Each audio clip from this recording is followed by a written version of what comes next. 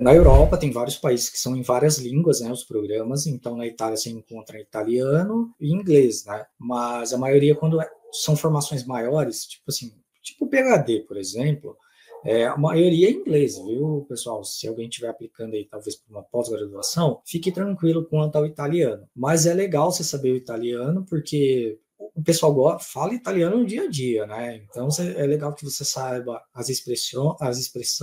expressões e você consiga se comunicar, né? Imagina, você vai lá sei lá, tá lá na Fontana di Trevi, vai lá no barzinho comprar alguma coisa, né? Você vai, uma bottiglia d'água, por favor, e não pedir inglês, porque às vezes lá tem um pessoal que fala inglês, mas também conversando com pessoas que moram lá, eles falam que não, é mais fácil italiano, mesmo inglês, a maioria, principalmente o pessoal que tem um pouco mais de idade, acaba não compreendendo.